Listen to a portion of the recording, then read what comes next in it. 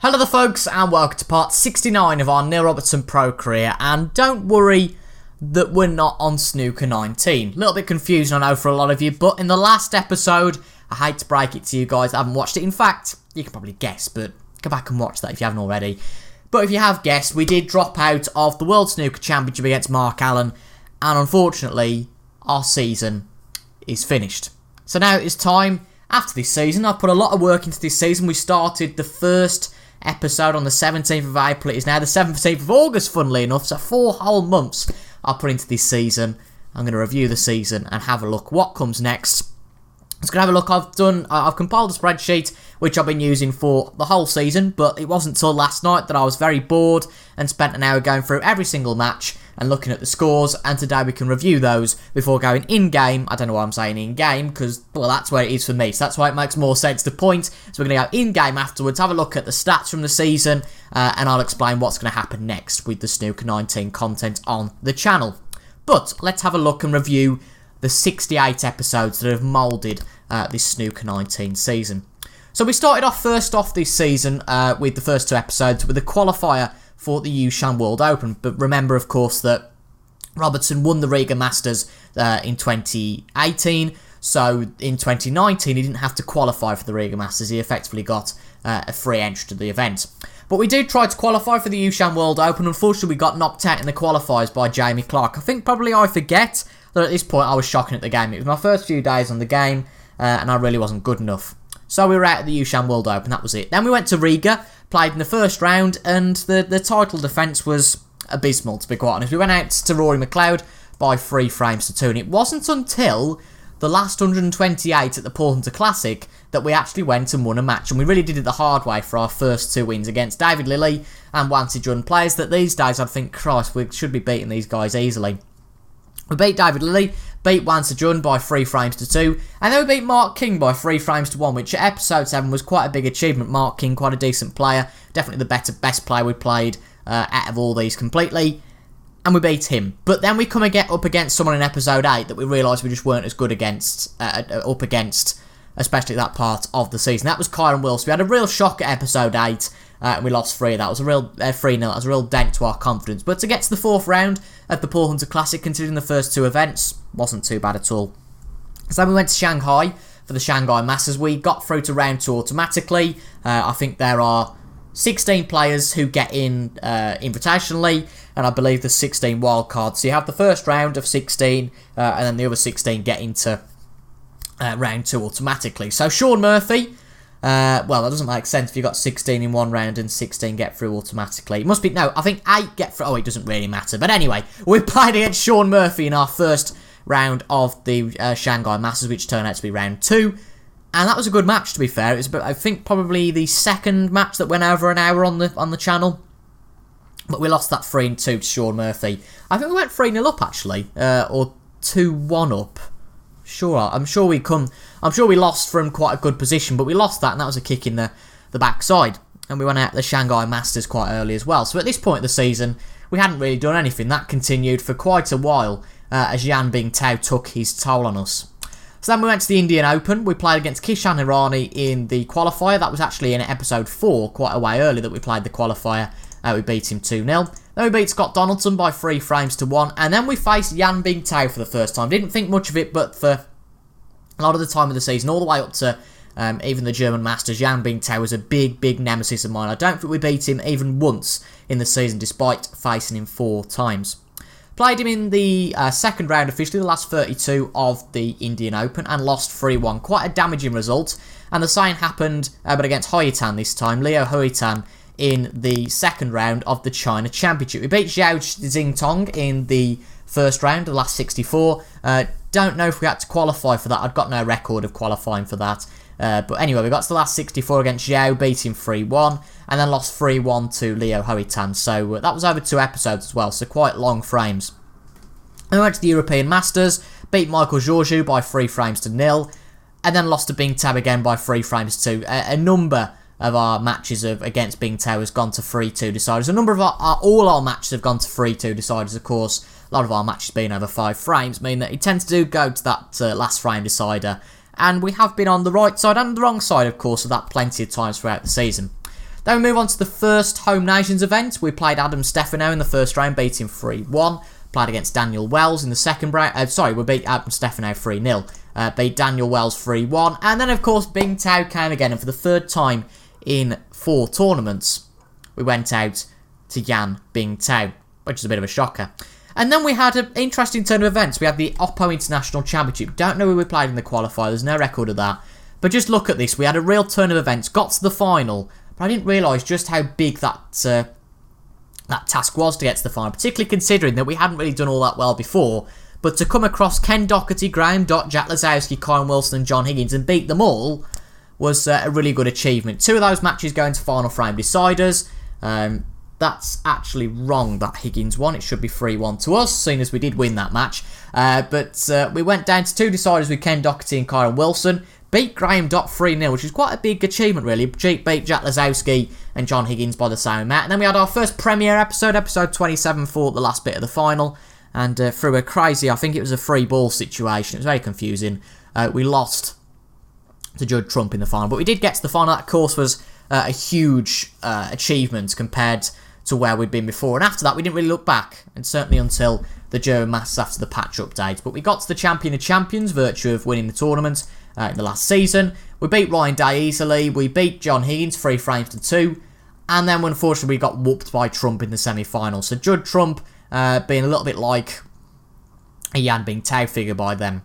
Then we had the Northern Ireland Open, the second of the Home Nations events. We beat Stephen Halworth, Ken Doherty and Mark King by 3 frames to 2.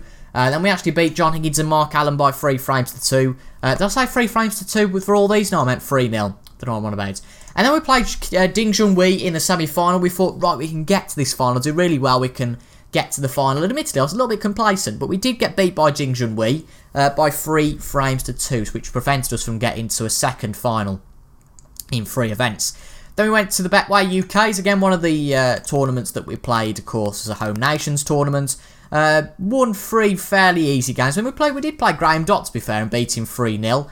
But then we played Ronnie the Rocket for the first time. I think we went 2-1 down, from memory. We went 2-1, well, we had to have gone 2-1 down. There's no other way that result could have happened. We went 2-1 down, and I'm sure we missed a black, and Ronnie O'Sullivan won the 4th frame. Or something like, actually, we potted a black, and then we potted the cue ball. But of course, it's a long time ago. The episode numbers are down the right, so if you want to go back and watch any of these, feel free. But that's where we dropped out of the UK's. That was the only time we faced Ronnie O'Sullivan all season. Then we played in the Scottish Open, our first trophy win. We beat Rory McLeod in the last 64, Mark King, Judd Trump and John Higgins, all by 3 frames to 0. Really good achievements to beat Trump and Higgins by 3 frames to 0. When we had our first meetings against the 2 Marks, Mark Williams first off, we beat him by 3 frames to 2. And then we played Mark Selby, in which we won 4 frames to 3 and won our first ranking title. Then we had an invitational event, the Dafabet Masters, one of the biggest ones of the season. We played really poorly against Stuart Bingham, but still managed to come through that 3 frames to 2. Then we beat Judd Trump and Mark Selby once again. We started to get the better of these players by this point, which was why, when we got to the final, there was the patch 106, which meant that you can change the difficulty. We were on medium before this, and we did go to hard after this, and played Mark Allen in our longest match yet, an 11-frame final. And much like the final episode of the series, it was a really, really tight match. Went down to the wire, and Mark Allen just about won that one by 6 frames to 5. But another final, 2 finals in a real amount of events. And to be fair, in 6 events here, apart from that early exit to Ronnie O'Sullivan, we'd got to at least a semi-final of 5 out of 6 events. That was something to really be proud of. Then we had patch 106, went to the hard difficulty. And I think it's fair to say that most of the rest of this season has just been really, took a lot of time to acclimatise to that harder difficulty. But it's visible that since the German Masters, bear in mind this would be January in the game, and the Betfreds would be April, so a 3-month period. You can just compare that to Riga, to probably about the Oppo's Champion of Champions level. And as you can see, that line of games is a lot longer, I'd say, than this line of games. We're playing the German Masters, though, the first one, the first official tournament that we played totally after that update. Played Yan Bing Tao, our old nemesis, in episode 50, and he beat us once again by 3 frames to 1. Then we went to the Coral World Grand Prix, beat Martin Gould and Steve Maguire. It was quite an impressive result, really, against Maguire, given the difficulty, by 3 frames to 1. And then we lost to Brazil by 3-0 off. Biggest defeat, really, our first 3-0 defeat from all the way back in episode 30. in that Champion of Champions defeat to Judd Trump. But as I said, bear in mind we did move to the hard difficulty at this point. Then we had the Welsh Open, won our first 2 matches nice and easy. Same went for Jimmy Robertson and Joe Perry. And then we got knocked out by Jack Lazowski. Again, it was seeming when we were playing a decent calibre of player that we did get knocked out fairly easily. Then we played in the shootout. That was a terrible event, to be honest. We beat Shen Fei Long, and just through missing a bad shot, Fergal O'Brien beat us in the shootout, and we were out of that fairly early. Then we played in the Coral Players Championship. Again, only 16 players in this one, but it was a ranking event, of course, the second of 3 Coral events all season. Beat Stuart Bingham fine, but then lost 3-0 to Trump. Same happened in Gibraltar. We did manage to beat Xiao Yulong. A really good match that was, actually, a 3-2. We were 2-0 down, I think, and brought that back to 3-2. Really strong result, but it was all in vain in the end because Judd Trump went and beat us 3-0. And then the quarter-final of the Tour Championship. Only 8 players in this, of course, and Mark Williams beat us already by 3 frames to 1. Quite a damning result, and we realised, ooh, we have got a task on our hands to try and beat these bigger players. And then we had the China Open, the penultimate event of the year. You could see probably from the shootout that from then everything was tumbling down and we only had a few opportunities. So China, we managed to beat Rory McLeod just by 3 frames to 2, and despite beating him earlier on in the season, I believe, Xiao Gudong, have we actually beat him? No, we hadn't played him before, so that's my mistake. We actually lost to him by 3 frames to 1. And then we had the final events of the season that you've just seen on the channel. We played against Tom Ford in the Betfred World Championship, absolutely fine, 10 frames to 4. And then the last 3 episodes, we've played against Mark Allen. That brings us to the end of the season, as unfortunately we lost yesterday by 13 frames to 12. I say yesterday because I'm recording this on Saturday. So that brings us to the end of the season. It's been quite an interesting one. I've enjoyed going through these matches and just reminiscing and looking at all these matches. But for now, and for the remainder of this video, we're going to hop over to in-game and I'm going to talk to you from there. Hopefully that was a smooth transition. Here we are in-game. Now, we're exactly the same screen as we were at the end of the last episode. We've earned 30,000 from the Betfred World Championship.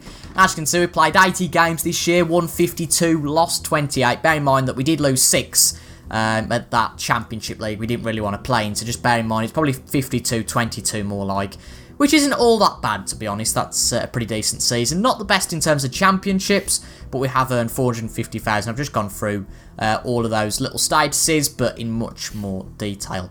So at the end of the season, we are ranked at 7th, just ahead of Kyle Wilson. Mark Selby flying away with it after winning the World Championships. Mark Williams 2nd, Judd Trump moves into 3rd, and Ronnie is in 4th. But apart from that, the rest of the rankings pretty much similar. I think Graham Dott's moved down a little bit, but all these players, purely because of how the tournaments go, have pretty much stayed where they are. But feel free to stop this at any point, just if you're a little bit interested. Joe O'Connor up to 83rd, that's an interesting one. But yeah, nobody really moving too much. And David Lilly at 128th after the season. And that is our trophy cabinet, just the Scottish Open won on the medium difficulty. So a decent season for us. We can actually have a look, I believe. If we go into records, career records, there we go. It's a little bit more of a detailed look. We've won 65% of our matches. Bear in mind, as I've said, that would be higher with the 6 Championship League matches taken out. Highest break of 128, average break of 48. That's not all too bad, taking into account the poor breaks we made at the start of the season. Current rank 7th, and career earnings £447,825. So that is the season over. That is the season complete. But I've got some good news for you, because I've sat and thought for weeks. I thought, well, I don't know what I'm going to do once Snooker 19's finished. And thank you very much for Xbox for ruining the moment. But I thought, I can't take Snooker 19 away. I really can't. And to be honest, I can't really take this career mode away. So we're going to do a second season. You heard that right. We're going to do a second season, but we are going to shorten things just a little bit. There we go. That is the end of the first season. There's our rank. Oh, we've got a little bit of an achievement there. Season Pro, completed a career season. As you can see then, 1 ranked tournament win, finishing rank 7, highest rank 7, so we've pretty much been at 7 most of the time. Highest break 126, highest break awards 1. I didn't know we got a highest break for one of the tournaments. Right, okay. Season prize money and career prize money, etc, etc. So we have a new pro season from 2020 to 2021. But as I said, there's going to be a little bit of a twist because we are going to play a little bit of a shortened season now. On the top right of the screen, I'm going to show you all the tournaments we're going to be playing this season. You'll notice there's a little bit of a shortened schedule. Stuff like the Indian Open, for example, I'm not going to bother playing here. So I think we are playing, if I am correct, we are playing in 16 tournaments. That's at least what the plan is, to play in 16 tournaments this season, which starts with the Riga Masters and of course finishes with the World Championship.